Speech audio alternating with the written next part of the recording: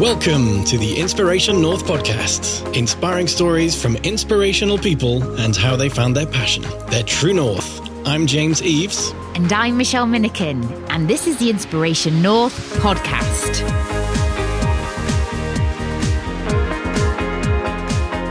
Today's episode, Counting Your Blessings and Being the Blessing with Dr. Rebecca Williams Dinsdale.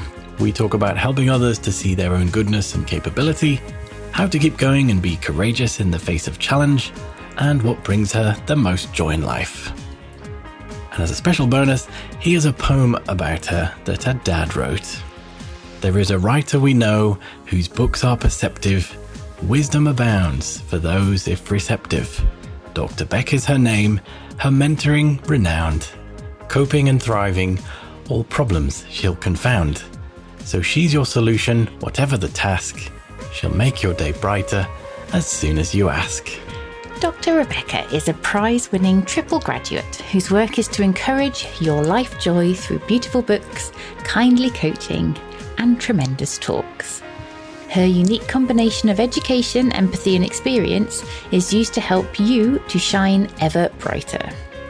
She took her first school assembly at just 7 years old and has been inspiring audiences ever since. She has become an expert in adversity after severe chronic illness resulted in 12 to 40 weeks a year in bed or housebound for more than 20 years.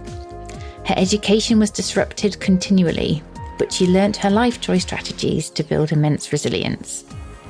The university asked her to give motivating talks to their new postgraduate students.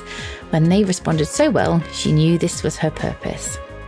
As well as offering a range of inspiring talks, she works as a celebrant, where she has led almost 1,000 loving funeral services. Dr. Rebecca is now an author, coach and speaker, with her latest book entitled Your Lifejoy Year, an enriching thought for every day.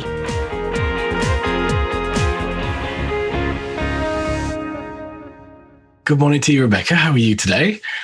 Good morning. It's lovely to be with you both. Likewise. Mm-hmm. And your very bright background that listeners can't hear, obviously, but you check out the Zoomie when we post that. It's like you match the background, James. Yeah, put on my yellow T-shirt too. Absolutely. Yes, very thoughtful, joyous. So for our first question then, Rebecca, when you were little, did you know what you wanted to be when you grew up? Well, it's the question everybody asks children, isn't it? And I think it's so lovely because in some ways we're always growing, aren't we? And we're always wondering when we'll be grown up enough. But I thought about this question a lot. And I think my earliest memory is being 7 and the teacher got me to take the first school assembly. And there was a moment, I was so tiny that my little feet, my knees were knocking, and she stood me on her chair. And I had written something that obviously she liked. I then had to say the prayers. And there was a moment when it felt like there was electricity up my feet. It was utterly joyous, most alive. And I suddenly thought, I like this. I could do some more of this. So I just thought I'd be a teacher like my mummy and play piano and, do school assemblies and just fit the electricity up the feet feeling was just suddenly, this is where I'm meant to be. So I would like that in hindsight to be more, to be less prosaic, but that's what I thought. I just thought I'd be like my mummy and play the hymns. It'd be lovely. So did you pursue that pathway then? Did you learn piano? Did you become a teacher? What happened?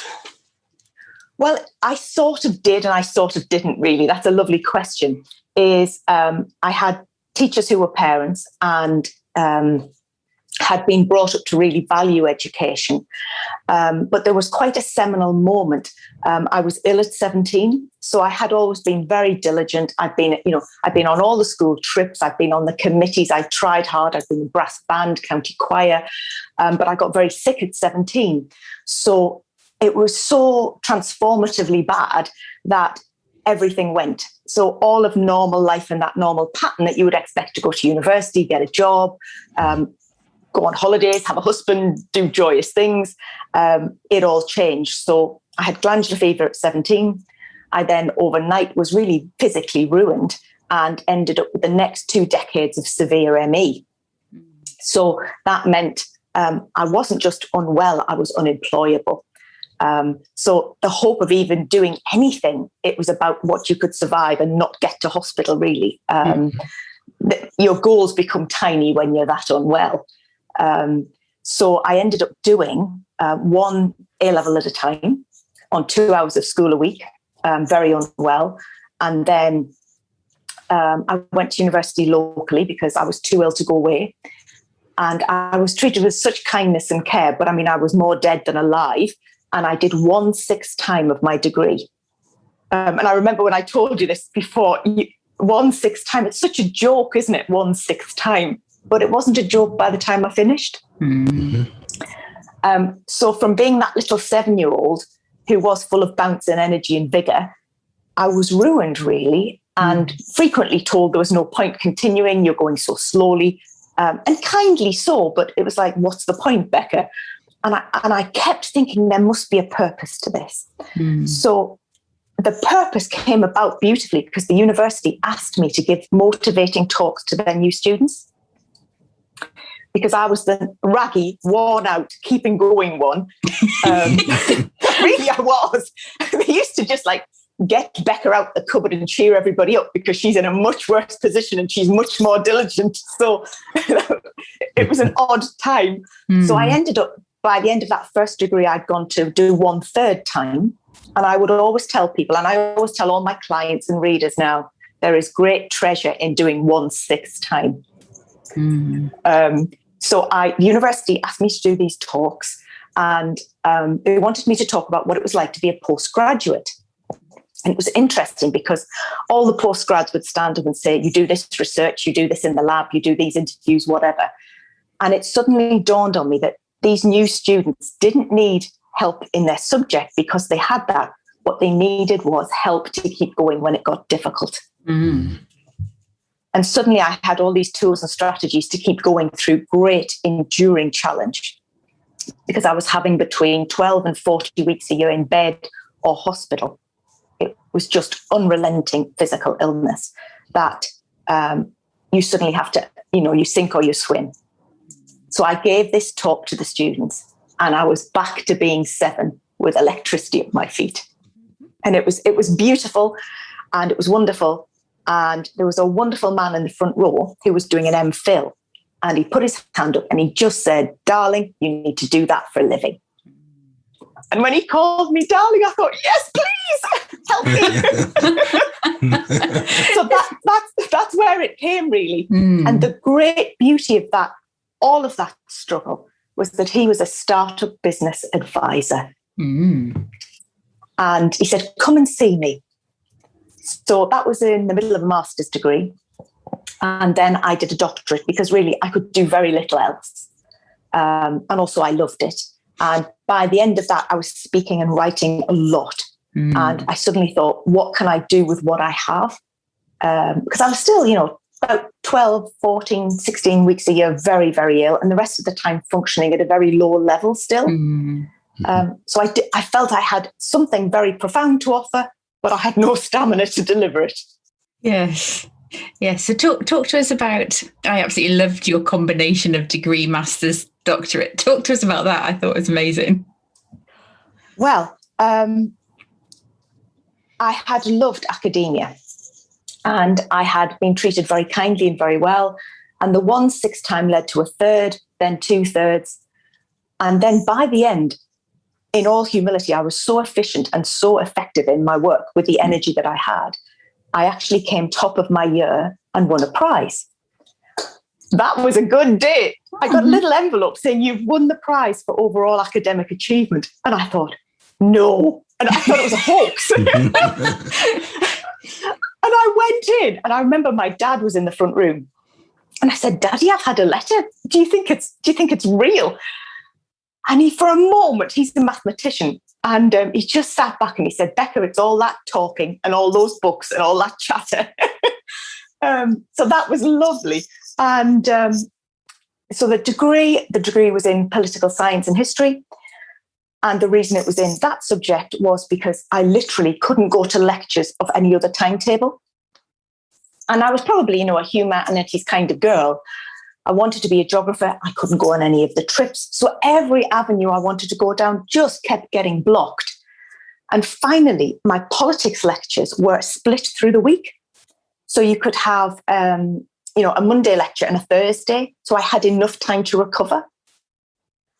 So who chooses a degree about where the timetable is and where you can park? Because I didn't have anybody to take me in a wheelchair or an electric wheelchair. So it had to be park the car, 4 steps in, sit in the first seat. And my dad used to take me at nighttime lectures, and people used to say, is dad outside? Because he would wait on the door for me in the car if I couldn't last the hour.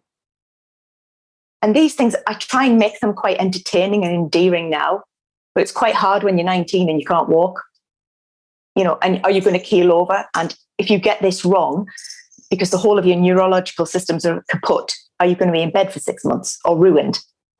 So I had great kindness. I had lovely friends who would carry my backpack for me and, mollycoddle me, and don't sit next to me if you've got a cold, whatever you do. Don't give me a bug. Yeah. Entire lecture halls were arranged around don't give Becca flu because it'll kill her. So that it was wonderful. It was difficult. It was exhilarating.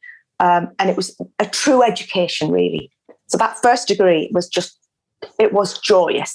And then at the end of it, they very kindly said, would you like to do a master's? And I thought, me? We like you. Do what you're told. So I did, and that was tremendous. So I did a taught master's degree, and I then was in a group where everybody had already done degrees in history, and this was a master's in historical studies. So I was very much the bottom of the class and asked lots of very ignorant questions. But again, ignorant questions take you a long way. And finally, by the end of that, I was beginning to get really good at dissertations and long pieces of work, which took a lot of research, planning, writing, which is really all that we do now, isn't it? And by then, I was beginning to be quite clear that this was my path in some way. And graciously, I managed to come top in that. Didn't get a prize, but it was still nice. It's like, where's my prize? Well, the first prize, this was really funny. The first prize was £30. In a check. You could buy a nice book. So because I was so rarely able to go out with my pals, I said, we shall go to the pub and I will buy you all drink. So I bought them all drink, and I couldn't drink, but they were happy. And they were very sweet, because my energy was so limited that I could manage an hour on a Wednesday afternoon to see them. So they went to the student union bar in the afternoon, had an hour with me, but then they'd just stay till midnight. Is this Manakee? Oh, yes. It was just before Manakee. Yes. Same place, though. It was yes. It was. We weren't quite in the poshness of Manakee. We were in Wearmouth Bar. Oh, okay. So across the river.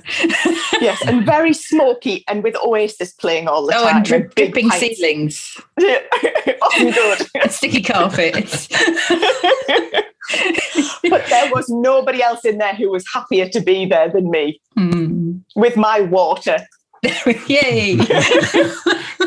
Did it have ice cubes and lemon in it?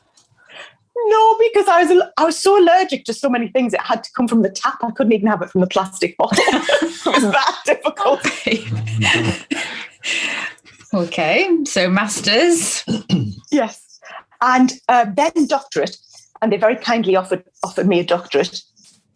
And by this time, I was a bit daunted, because PhDs in the art subjects are big things, and I was still very unwell, and having lots of different treatment, and trying desperately to get, from 16 weeks a year flat out to less.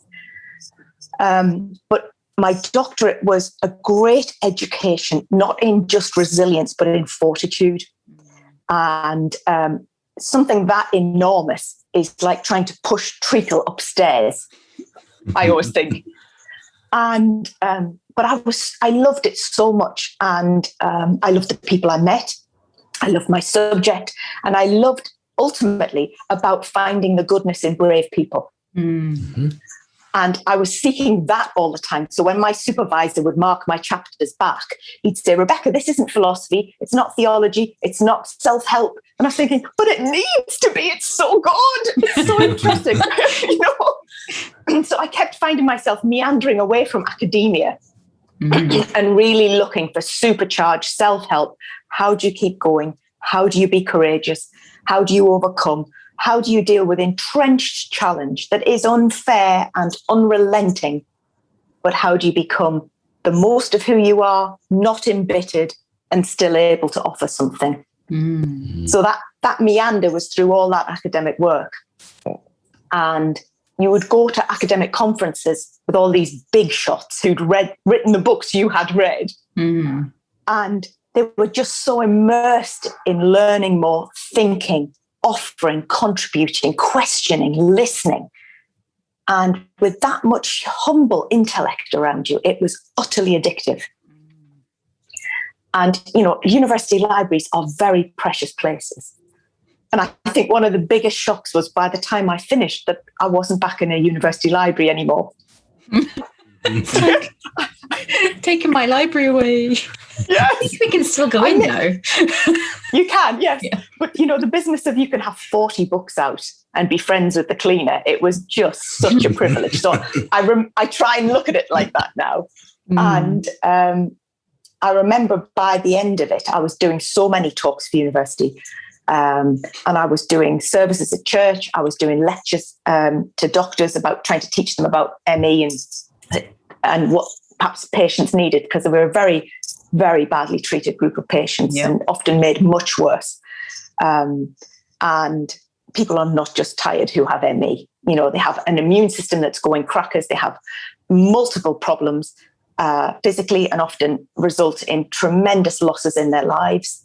Not able to work, they're financially hard up, and just being unwell all the time. So all of that put together did, I hope, offer something in my working life now. That was the background really about seeing ongoing struggle. And by this point, my parents were also very unwell. So I actually had a ton of illness. And we had to do something with it. It wasn't just the academic stuff. It was what the illness had given the academic things.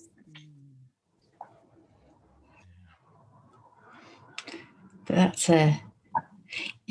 the weird metaphor that's kind of popped into my head. And forgive me if this is like totally inappropriate. On Grand Designs, when they've got a really difficult bit of land or building that they need to convert, and there's some serious kind of boundaries that you have to create something beautiful in. It's almost like what you've done, if that makes sense, because you have to be really, really, really clear and focused on what you want to do. You just make it more beautiful than somebody who's got like a perfectly sort of flat piece of land and you can go and create a house. Does that make sense? Where you going? I love Grand Designs. The resources are very precious. Yeah. Time, energy. So you've got to be very focused. Yeah, no, I see where you're going with that. I think that's a beautiful analogy because, yes, definitely, because the work that I do now, the books, the coaching, the talks, are about counting your blessing and being the blessing. And my sole purpose in this is to offer a loving purpose from it and not be embittered. And I've seen very brave people, and I think, can we be firmer, wiser, stronger, deeper from what happens to us? And it's interesting about resources being very precious. The things I value most now in life are health and unity. And absolutely, that's the reason I love what you do so much. I love your unity and just the energy between you and what, this work, and even the title, Inspiration Not, it's just fabulous. And to still be enthusiastic about life and hope. So the business of having very little, and I would put the analogy, people are always interested in the illness bit more than anything. And I want to say, no, it's the books that matter. It's the books. The books are joyous, please. But the interesting thing is that I went on at the end of that doctorate to learn even further lessons in what's precious and the treasure of life, because it's really interesting when you have difficulty about how you manage it and what you do, because it's really easy for motivational speakers to say, push harder, you can do anything you want, life's what you make it. And I think I sometimes want to say, but darling, you have no clue. You've been well, you've been clever, you've been strong, you've been fit, you've had advantages. And one of the first things I used to say to my students at Newcastle University, I would say, you're young, you're fit, you're clever, you've got everything. And they'd look at me like I was crackers. Like, how can we have everything? You crazy lady. And then I'd have to go to bed all afternoon to recover from an hour's lecture. But the advantages you have if you're just well, and if you think wisely and use your resources, you can stretch an awful lot. So I'm quite a good stretcher. But I also have improved. I'm very, very fortunate. I'm not having 40 weeks a year flat out. My bravest friend was dead at 32 from the severest form of ME. I've got 5 or 6 other friends who are still bedridden. So I would fly that flag as often as I could. And you said so beautifully to me, we'll do this today when your energy is best. And that was so thoughtful and so perceptive. And the whole point of it was that by the end of all of this, your grand design is that you're managing your life and your mind as much as you can. And the great irony is that I ended up being patron of mental health charity in Sunderland, Headlight, because they needed somebody to come and speak about resilience a lot. And I do that, and I love them. But they had a public lecture, and their speaker didn't turn up. And my dad said to the organizer, as a joke, Becca will do it for you. Like that off the cuff. Yeah. Thanks, Dad. Straight in there. So it's about trying to do what you can with what you have, but being realistic that that's often very, very difficult. Absolutely. So I'm keen to find out, I took you on a bit of a sort of through, of course, you were talking about the chap that called you darling in the audience that was a business startup dude. Did you ever go back to him? Well, I did. And this was the amazing point. There have been certain great blessings and miracles of moments through all of this. Is that he turned out to be one of my neighbours. Sunderland's a village, isn't it? It was phenomenal. And he was a wonderful man called Willie Herdman, and he worked for the BIC in Sunderland. And he said, come and see me. And I did. And he said, I think you need to be a speaker, Becca. So I said, thank you. But of course, I was so frail, I couldn't travel and go and do normal things. So the lockdowns and the COVID that everybody suddenly had some restriction, I was perfectly at ease because I'd actually never been in the house and well. So suddenly I was talking to people and clients and doing things, helping them. What do you do at the start of lockdown? Because to be honest, I was a bit of an expert in it compared to healthy people. And as soon as I was well, I was out in the past. So I'd never had days and days in the house where I could do anything other than being ill. So I went to see Mr. Herdman, who was just a delight and a joy. And then I went to see a wonderful man called Ron, who then went to work at the BIC to help me take tiny steps towards self-employment. And he said something that was really remarkable. He said, my job is not to motivate you, Rebecca, it's to rein you in and keep you well. I love that. I love that. He was so perceptive. And so I started off, I was doing lectures and talks very slowly, very surely. And I was doing all these church services. And suddenly I got asked to take a funeral. Here's another gear change. And I did that funeral and I felt I was home again. I was back to being that 7-year-old. And I was helping people at the worst time of their lives because they talked about illness often of their loved one, and I'd had so much of it. So suddenly I thought, well, I need a little change of direction here because it just wasn't tenable for me to do, lectures and talks all the time. And universities generally wanted more and more of you. So you'd go for an hour in the morning, but could you stay the morning? Could you stay the afternoon? So I had to adapt again, like everybody has with COVID. But at this point, and this is the really poignant bit, my lovely mum got early onset dementia in her 50s, which was beyond horrific. So she needed a lot of care and extra hours and love. So the way of me trying to keep working and look after her was to be a celebrant. So that was writing, researching, speaking, but just looking after people about the things that mattered most. So really, over the last decade, I've done lots of lectures and talks, but the thing I've done most of was I've done almost 1,000 funerals. And that teaches you about life in a way that is so profound, about how to live well, love well, keep going well, and be well. And by the end of that, of course, pandemic hits and I have to shield. And it took me a decade to build. It took me till I was 36 to go to work. It was that long a journey. Start again from scratch. So write another book, write another 2 books, have coaching clients, do online training, back to where I started.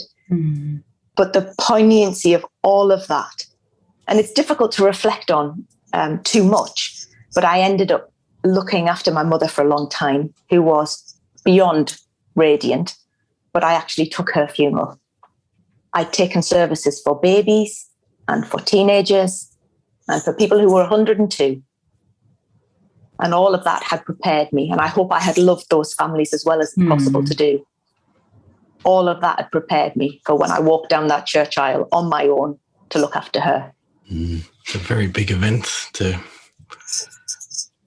have to take. I don't think I could have done that. I wouldn't wish it on anybody. It was terrible, but I also couldn't leave her to anybody else. And it was a profound day, and she had the worst end of the worst end as well. She wasn't just a bit forgetful. She was tortured for a long time, and she was young, and it was horrific. And that's when I was most used to the world, because I thought I could go and visit families before I wrote a service for them. And then 99-year-old great-great-grandpa who'd had some kind of Alzheimer's or something, we understood what it meant. We didn't need to explain anything. It was just that suddenly they thought, my gosh, we'd had him for another 40 years. So suddenly everything, I think, is about perspective and proportion. And I had wonderful parents. I'm very fortunate with my husband, but there have been very, very unusual and enduring challenges. And I don't want to be embittered from them. No, I want something from it. And having had so much illness and seen so much of the extremes of life, that makes you value the small things now so magnificently. So just coming to talk to you today, just going to the shower, just having a nice breakfast, being able to work, being able to, put your own socks and shoes on. I have a good capacity of joy because of all of the trouble. So from all these experiences and making the best of everything, how has that helped you in writing a book? Oh, that's such a beautiful question. Well, I wanted to use it to loving purpose, and I wanted to help people navigate their lives so that they could look at whatever happened to them and think, what do I do to make it better? How do I make it a bit less bad? How do I cope? And also to see their own goodness and capability. And I think I had everybody, in my 30s, everybody around me was having their babies, which was totally joyous and wonderful. And the thing I wanted to be most was a godmother. And I was far too ill to be a mummy, which was so sad. But I thought, well, I'll be some use somewhere. And I hope I've been a good auntie. But I wrote everything in that first book, Lifejoy, Your Manual for Resilient Living, for those godchildren, because I wanted to say, this is what I know. This will help you. Don't be drowning in life. So there's a piece for every big stage in life. So it's meant to be there as a resource. And it's short as well. I don't like long chapters, because when I was unwell and I couldn't read for long, if you gave me a page or 2 pages and I could digest that, it was such a blessing and a gift. And it's probably a bit of laziness on my part too. If you can get something across in 2 pages, you've done well. So that was the first book. And I had that book launch in Shiny Row Library of all places. Because when I was 7, my teacher took us there. Oh. And she asked me to give the vote of thanks. So I was always doing these crackers things in junior school. And I remember I stood up and I said, thank you. And my mum said, what did you call the librarian? And I said, Chris. And my mum said, you can't call an adult by their first name. It's so, it's so precocious. So I called her Mrs. Chris. I remember that. Didn't know her surname.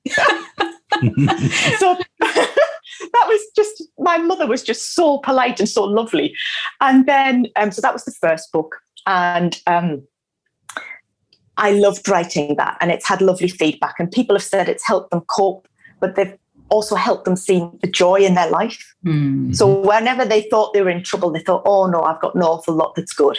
And this isn't just positive thinking, it's realistic hope. Mm. And the second book, which was written through the first lockdown, is Your Lifejoy Year, an enriching thought for every day.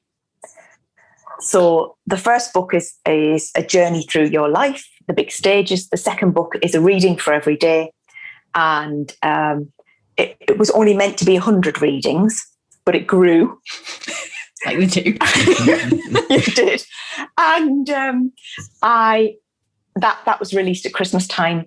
And the loveliest thing in the world has happened with that book is that people have bought it for themselves, but they've bought it for their mothers and their best friends and for people who are having a difficult time. Mm. So when somebody says that has helped, it counters the sadness of all that illness. And the next book is about my grandmother, which is called Inspiring Ivy. And she was a medical missionary to China and ran a Mission China hospital in the 1930s. So she deserved a book. So the next book is Inspiring Ivy. Wow, sounds like quite a woman. I know. It's exciting. She was remarkable. I think she was a bit of a minx as well, wasn't she? Oh, she was a joy. She wouldn't be told no. Oh, no. When the Japanese invaded Manchuria, she would come and they would get matron to go and plead for the prisoners who were taken. So she was a big Amnesty International advocate all her life. And she'd go and speak to the Japanese authorities and get poor people, political prisoners, out of the prison. And she's 5 foot of fire and brimstone, but she got them out. So she needed a book. Yes, she did. I can't wait to read that one. It sounds amazing. And it's interesting as well. It's kind of your own lived experience, but then you're able to bring in your history and your storytelling, and it's super exciting. So when's that due to come out? Have you got a deadline? Soon. That's coming in November, and we're going to have an Ivy Festival of Lifejoy because my books are called Lifejoy. And interestingly, her birthday was on the 11th of November. So it's coming then. What a date. Yeah. That's so good. And it's going to be in the week because I became unwell on the 15th of November. So November is I thought we'd interject some sunshine into November. Mm-hmm. No, and then there'll be a Lifejoy journal, which is an interactive book to follow on that series. And then there's Your Lifejoy Year 2 coming the next year. Oh, you'll be very busy. She does what she does what she can with what she's got. It's brilliant. It's like that focus and determination, tenacity. It's absolutely inspirational. And what's I think a very important point is that for those who've not had any form of struggle, poor health, anything particularly bad go wrong or happen in their lives, it's quite easy to coast or waste time almost in life till you get to a point where you do become ill, or some event is a massive derailer in life, a redundancy, and we've seen lots of that through COVID. And it's, I think, such an important message that you said earlier about do what you can with what you have, and it's very easy to not do as much as you can with what you do actually have, or to embrace that and find that joy in life. So I think that's a very powerful lesson.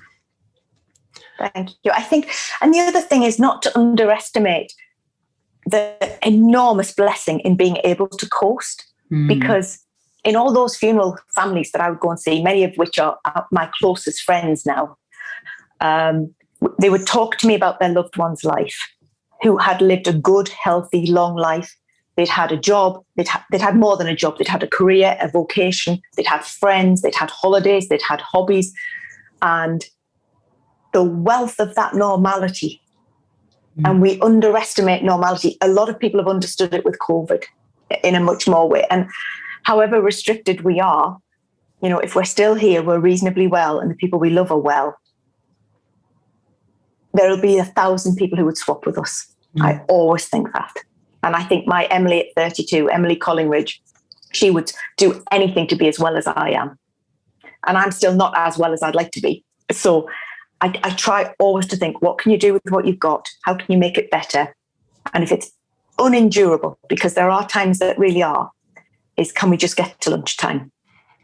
And I know even from some books I've read of former Navy SEALs going through their Hell Week training, they would call it. The way of actually surviving the day was literally, you'd look to the next post on the pier, or this next stretch of beach, or to the next lamppost, and it was never about how on earth are we going to get to dinner time. It was just too far off, isn't it? Yes. How do you eat an elephant? In a chicken time, yes. And again, to remember that people in such situations, they have chosen in some respects to be there. I would go and see families who had lost a child through horrific circumstances, and nothing was going to put that right ever.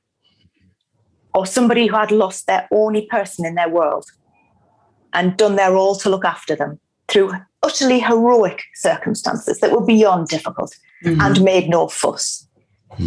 And then were still sweet-tempered. And I remember there were very poignant moments in those funerals, because I remember being outside to greet people beforehand, take them in, look after them.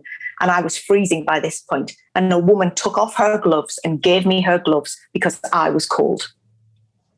And it was the hardest day of her life, and she was bothered that I was cold.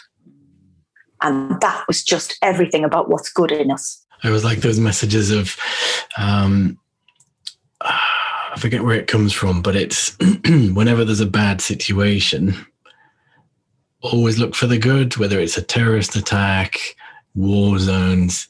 When you look for the good, there are always people helping, trying to do some form of good, caring for others. And that's, again, it's another very important lesson. Awesome. So we've talked about books, we've talked about speaking, we've talked about funerals. We haven't talked about coaching, Rebecca. Who do you coach on what? Oh, thank you for asking. Well, there's a moment when I see my clients sit back in the seat and their eyes open up and they think, oh, I can, maybe I can. And there's something really, you will understand this more than anybody and the people you look after, but there's a moment of electricity up their feet. And I'm hoping that all my trouble and education and experience, I try and think of it as education, empathy, and experience, is then being helpful. So I really do three things. Is I help people with their coping strategies when big trouble hits, or just ongoing chronic conditions are an absolute nightmare and a restriction of life. So I help people with their coping strategies. I help people to see their own valor and fortitude and options. I help people with their communication. So I help them speak in public. And if you're good, I can get you outstanding. I can get you so that you can hold a room and nobody looks anywhere else but you, and that they go away better from having you. And also, if you're just in meetings and you're not being heard, how we process, how we present, how we communicate. So my third is with essentially managing your life and your confidence and the resources within you. So there's a moment when the Zoom works, just like when we came into the room, that makes me utterly joyous. Still. Technology works, yes. Yes. And then I think, let's go to work. Come on, let's start running together intellectually. And there's something very, very precious about somebody trusting you and you sharing your wisest questions and your wisest empathy and trying to make their situation and just them that bit stronger. And there's sometimes wonderful things that happen, you know, all that wonderful life coaching things that they teach you about how to help people navigate goals and plans and structures. But there's something wonderful when somebody says, I've been wondering, what if? And I hear my voice inside say, of course, my treasure, you should do this. Yes, yes, yes. And there's another part of me that thinks, go carefully, darling, go carefully. Let's just do this safely and wisely. So there's a constant tension of recklessness and caution. So I think together we navigate wisdom. Yeah, I talk about James has got that. He's got a very strong sort of accelerator, but he's got a strong brakes. Don't you? Yeah. So it's interesting. I'm all accelerator, but yeah. Yes. Mainly ADHD on that one. I'm either go or completely stopped. There's no in the middle. Yeah. Well, it's very good to know your own self, isn't it? Know our own follies.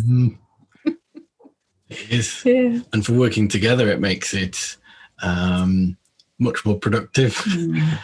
Yes. Your lovely, lovely energy. That's so precious to each other. Yeah, he's canny.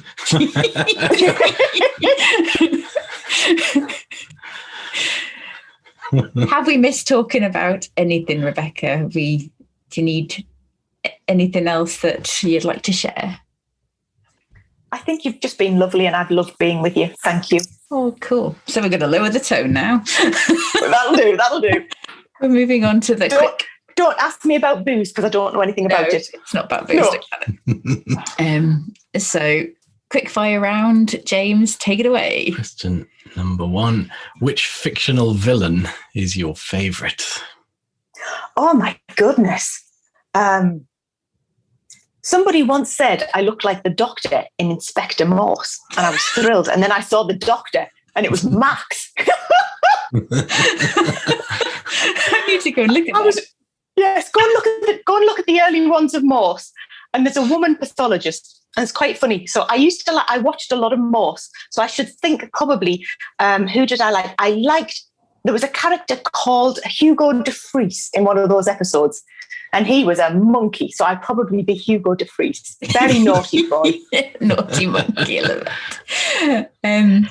So I had to ask this question. So what brings you the most joy in life? Health and unity.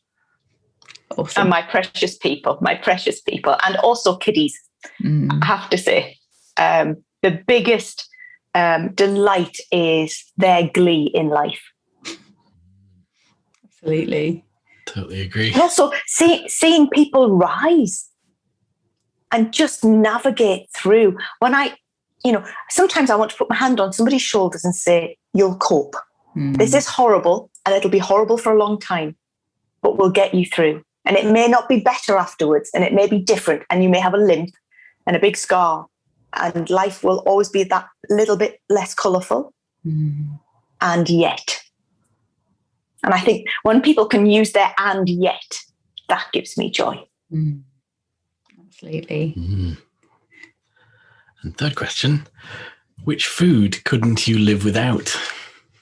Oh, well, that's so entertaining because I couldn't eat hardly anything for about 15 years. I had such severe food allergies and intolerances. So any food was a great blessing in my life. I ate buckwheat with gratitude and chickpeas. There's always like an extreme answer. I'm sorry, it's not like really a quick answer. It's like, well, you can make hummus with chickpeas, go mental. Yes. So I would say I couldn't eat fruit for a long time. And when I managed to get some fruit back, oh my goodness, the joy of a strawberry. Joy of a strawberry. Oh, cool. So are you able to eat much more now? Thankfully, I can eat. I have to be very cautious. So I eat a very simple, but I hope very healthy and, to have energy and not have big allergic reactions and have to go to hospital and all that carry on. Takes a lot of discipline, but I'm very grateful because my dad is so very poorly because his food problems are enormous. They haven't got better despite a ton of treatment. So he's very thin, very ill, and it makes you realize how precious 300 calories is. Everything comes back down to that, what illness teaches you all the time. So the question we ask everybody, if we could get in the time machine and take you back to 18-year-old you, what advice would you give you? Oh, that's just the best question ever. In the first book, I suggest that people write a letter to their younger self, but write a letter to their older self or their own service about what you would want people to say and know about you. And at 18, without being dramatic, I was ruined completely. And it had all gone downhill so desperately. But if you'd said that, what would you say at 16? Because at 16, I could run, climb mountains, swim, dance till 2 a.m. I was a lively child.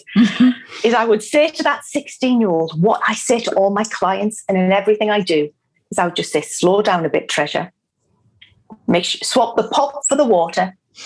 Get to bed, get to bed, get to bed. And if you get glandular fever or any kind of, nasty virus, do not push. Because I just pushed, and that's what really entrenched me into such a madness. So I would say that. And I would say it will be much more difficult than you could have imagined.